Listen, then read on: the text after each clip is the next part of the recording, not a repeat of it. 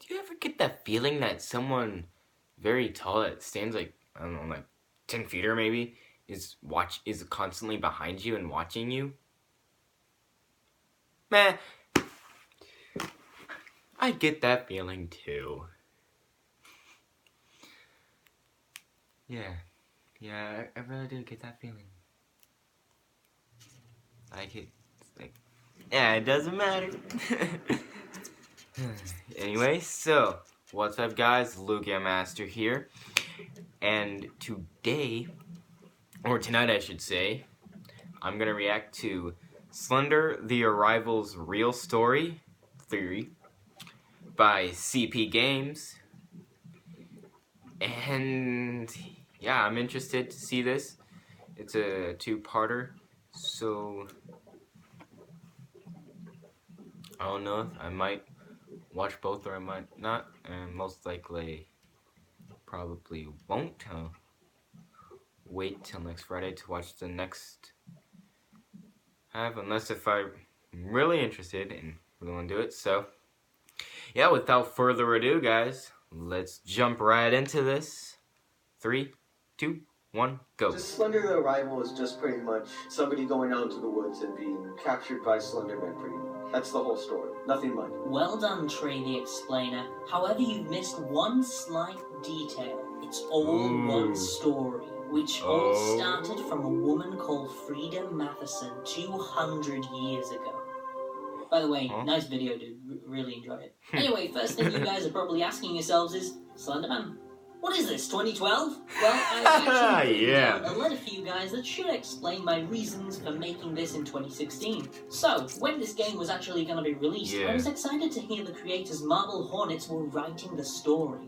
Wait, Marble Hornets section? Well, it's pretty much a mini-series, it's on the web, about Slenderman haunting people.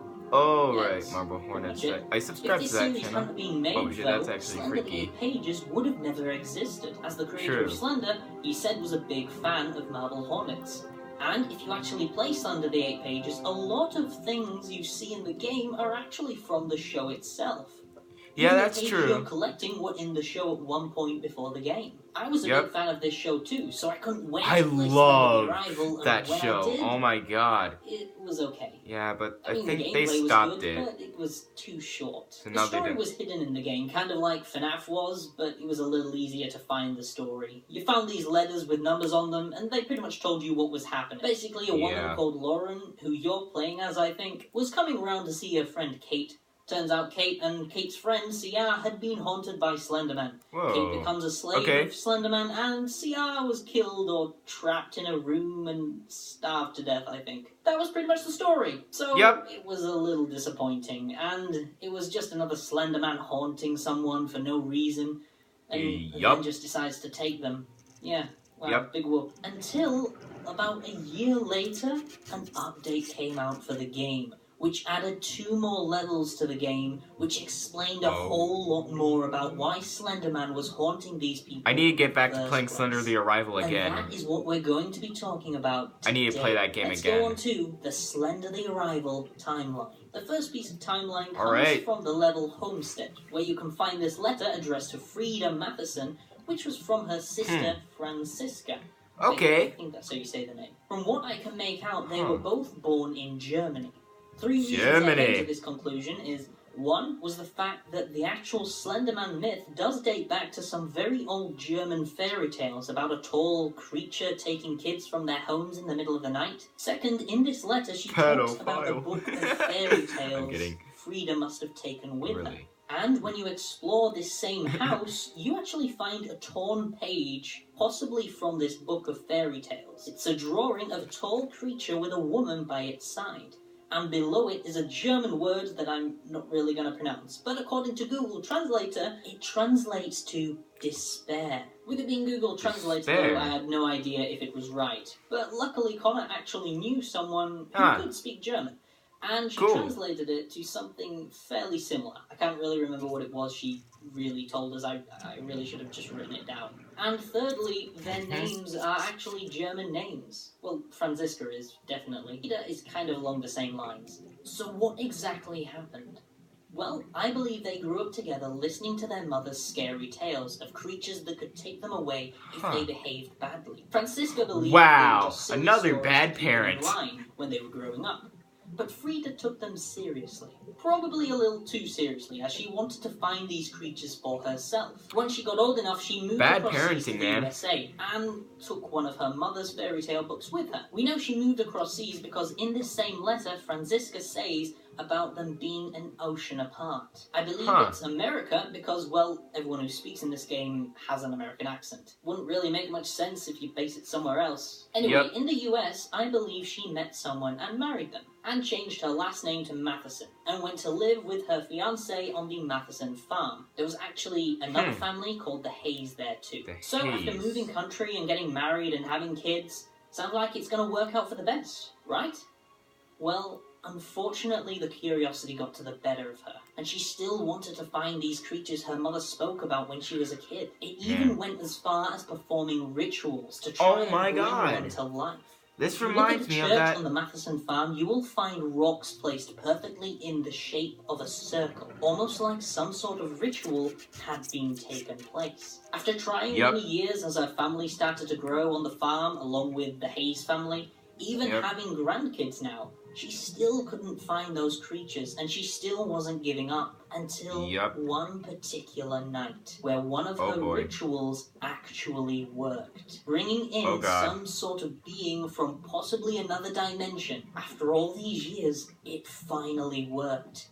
She can now tell herself after all this time she wasn't crazy, but after only a few seconds of amazement, she instantly regretted bringing it into her own world, and soon realized she couldn't send it back. And without realizing, she had just cursed her entire family's timeline. At this particular time, the Mathesons and the Hayes had 5 kids all together on the farm. As you can see in this family picture you can find on the farm. The kids' names are Maggie Matheson, Rose Matheson, Is that him in the back? Norman Hay, Patricia Matheson, and Walter Matheson. All these kids used to go play hide and seek in the cellar across from the farm, according to this letter from Maggie. It was addressed to Rose, and she talks about sneaking out to play hide and seek with Norman, as he seems to have found a lantern so they can actually go out at night without their parents knowing. Although, in this letter, it only seems to be 4 kids being addressed: Norman, Rose, Maggie, and Patty.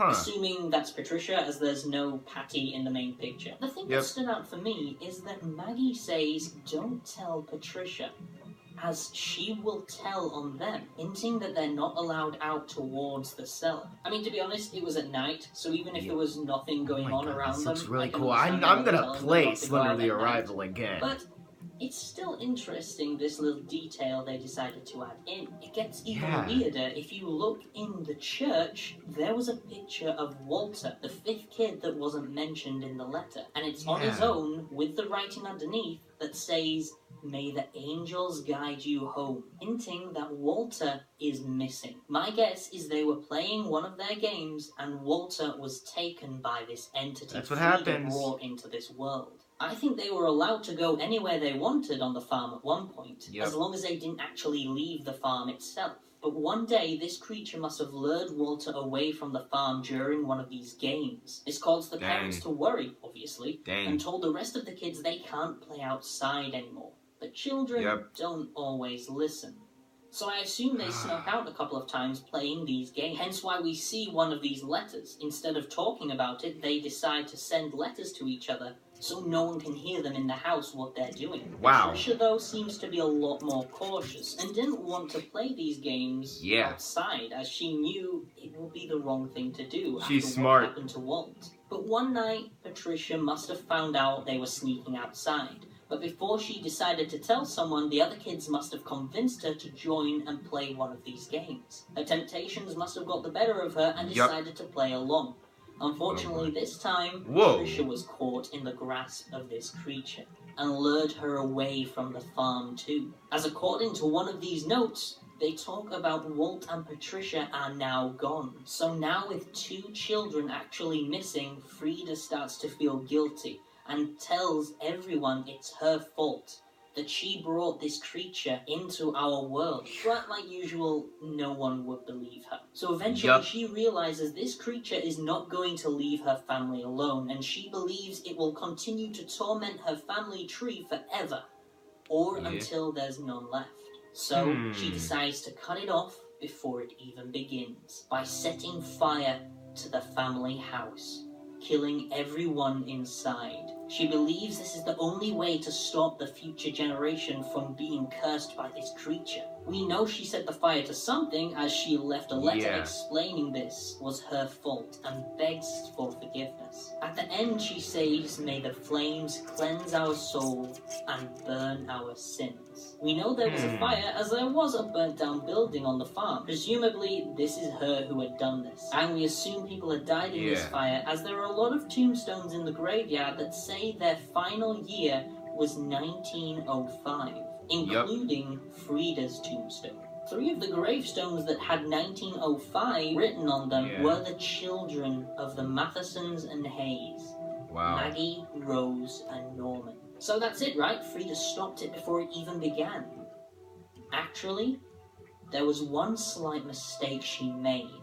There was one person who survived the fire.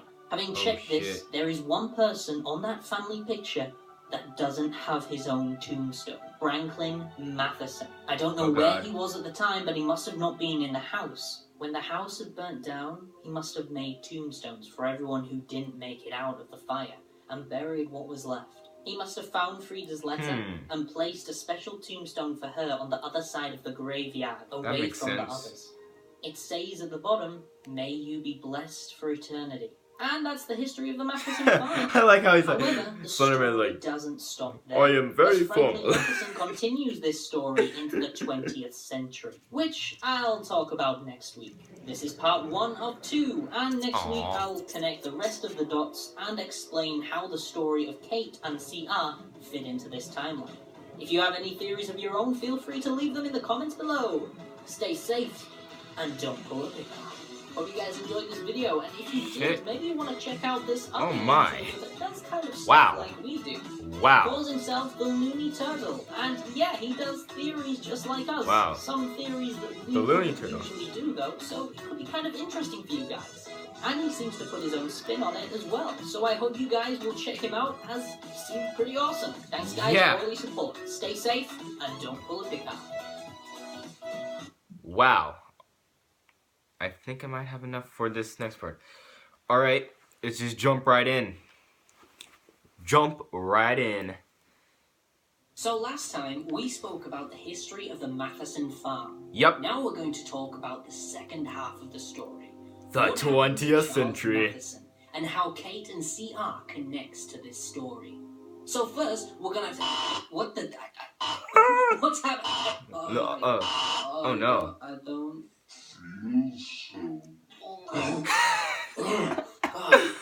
Sorry about that. Anyway, let's get on with this. So last time we left you, Franklin Matheson had escaped the fire that Frida had set. But what you didn't know was that Franklin had a son. We believe his name was Charles Matheson. However, as Charles Matheson was never taken by Slenderman as a child, we think that he was never kept on the farm, so Slenderman could simply never find him. You see, with Slenderman, from what we can grasp about him in this game, he can't move from one location to the other by himself. Sometimes it's a portal that opened by a ritual, or in other occasions he needs a child. But since there was none left on the farm that were alive, he couldn't leave, so he was trapped there. As time went on, Charles Matheson grew up and got married, moved to Oakside Park, then went on to have a child of his own. Himself, his wife, Diane, and his child, Charlie Matheson Jr., regularly visited the old farm where his father's relatives used to live. No! What Charles didn't know was that Slenderman was still there. During one of the visits, Charlie Matheson Jr. saw something in the forest nearby, possibly Slenderman or one of the children. Once the creature found out Charlie was around, he followed him back home to Oakside Park. The creature first appeared as a friend to Charlie, as we find many drawings in the game of him, the lost children, and the creature together. Once Charlie believed this thing just wanted to be friends, it lured Charlie into the Oakside Forest, where it took him.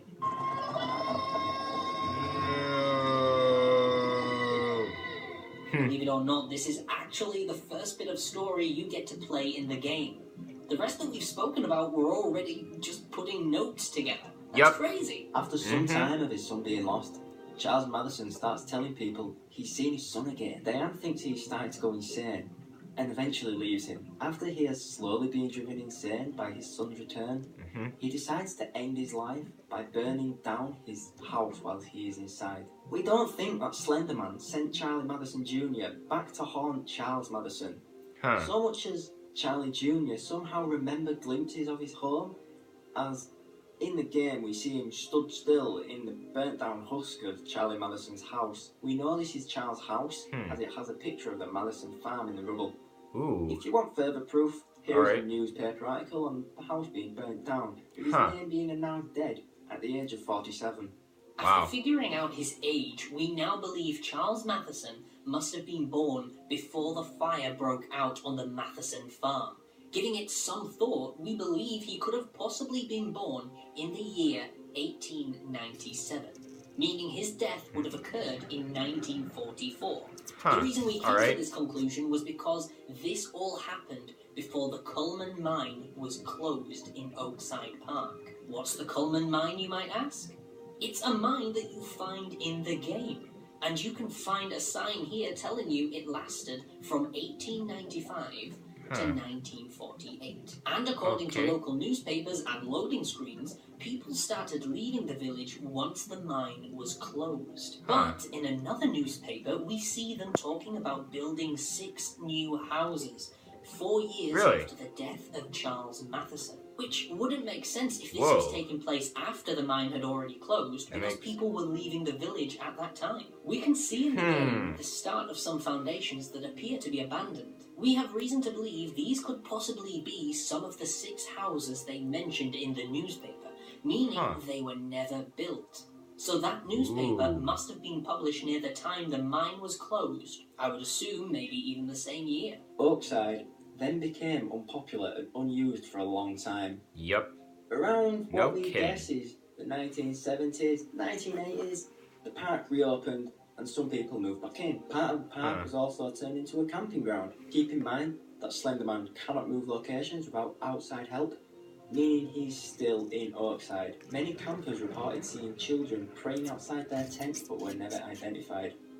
We think these are the children that Slenderman has abducted, the Madisons being among them. This is where we move on to Kate's story. She was one of the residents in the new Oakside Park, and CR also lived in Oakside Park. Kate and CR used to sneak out at night time and play games without their parents' knowledge. During one of their nights out playing, another naughty the kid. two saw something in the forest, most likely Slenderman. As they grew up, they never quite forgot about that night in the forest, and after a good few years, CR sent Kate a letter talking about that night. After talking to one another for a while, to overcome this, they went back to the forest to prove to themselves that it was only their mind, when in fact, it was real. Once paranoia set in, CR told Kate to sell the house so they could run away together to be safe. Kate knew that it was too late for running away, as Slenderman had already latched onto her and would simply follow her wherever she went. She knew it had to end with her and CR. Unfortunately, Slenderman got to Kate first, leaving a note for CR.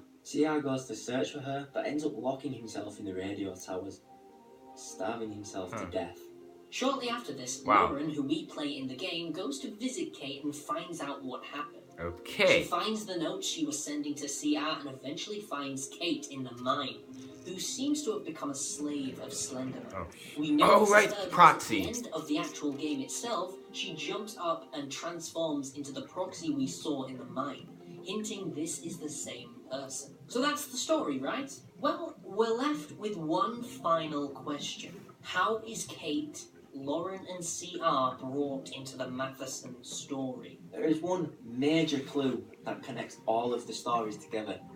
If you take a look on the table in the kitchen of Kate's house, there is an invitation to a funeral, Beth Hayes' funeral. Who else was on the Madison farm? The Madisons, obviously, the Woods family, and the Hayes. Now, The Woods family died way before Slenderman even came to the farm. The Hayes, however, survived until the fire. We're not quite sure how they did it, but somehow one of that bloodline survived the fire, or simply wasn't there, just like Franklin. Meaning Kate's last name is Hayes, and Beth Hayes is their mother. We know this as we see Kate and Beth in the picture frame in So Kate's realistic. house. In the emails between Kate It's interesting how they make those Kate's pictures so address realistic. is KMLLNAS. At first suggesting her last name could be Millens, but we debunk this as we think it is a spin on Coleman's mind, given that they both start with K. I think what this game was telling us, judging by the story, is that Slenderman goes through one bloodline at a time. As first he went for the Mathesons, That makes sense. then went for the Hayes shortly after. We believe this game is telling us the story of how Slenderman ended up in the USA, and why he appears a lot more these days than he did 200 years ago, as the final year that was recorded in the game was in fact 2009, the year Slenderman started appearing on the internet. Thanks guys for watching, and hope to see you in the next video. Stay safe, and don't pull a big arm. Now that you've checked out our channel, why not go to another channel that However, we all know that really seems to be getting right now, and that channel is called A Kind Ale War. He's a rant channel, and he does talk about a lot of funny things that either happen around YouTube or certain games he just reviews. And it's really entertaining. You're really going to enjoy it, guys, and I hope you can check it out. Thanks for all the support, guys. Stay safe, and don't pull a big arm. Wow. Did not think about that. However, we all know that Slenderman is fake. Yeah. Concerned that but he's like the most interesting creepypasta I've ever seen. Like, his creepypasta was created in 2009, but the thought of how he came up, I think it was like two guys were actually like having coffee or something, and they wanted to come up with an idea for a creepypasta or some kind of an urban legend creature that would really scare people. So, and that's how Slenderman came to be. And then, of course, Marble Hornets helped out with the fame, of course, the famous, infamous Slenderman, with the documentary things, or the, yeah. Then, based off of the series, Slender, The 8 Pages comes out. And then, Slender, The Arrival comes out in 2012, I believe. 2012? Or 2000? I think it was 2012. Most likely 2012, I think. It was either 2010 or 2012. I'm not sure. So, yeah. Then, it's interesting how they get these, like, realistic pictures. I mean, obviously I had to take actual pictures and then probably do a lot of changing to make this game. I was like, I mean, if Slenderman was real,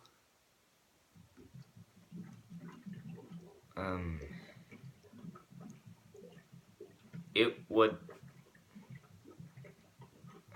I just don't think, there'd be a lot less people in America, just saying. A lot less people. But yeah, I like how this theory went and rolled along. I mean, playing the game myself, I mean, the first time I was just like, playing the game, go through, first run, beat it, done, move on. But now it's like, I didn't know it came out with that update, so now I'm intrigued to play it with the update. That's gonna be so cool. You see, you guys at CP Games, you guys somehow, your theories just put a new spin on how I think of things. Like, I have like a certain theory for things, and then whenever you guys just start thinking, I was like, huh, I did not think of that. Huh, that changes my perspective on this. So, yeah, that most interesting theory that I've seen, and yeah, probably the Slender is like one of my favorite horror games of all time. So yeah, and one of the first that I actually beat. Yeah. Anyway, so if you guys like this video, please leave a like, comment, and subscribe to join the Creeper Cat Army. Go subscribe to CP Games. I will see you later, recruits. Peace out. The truth is always out there.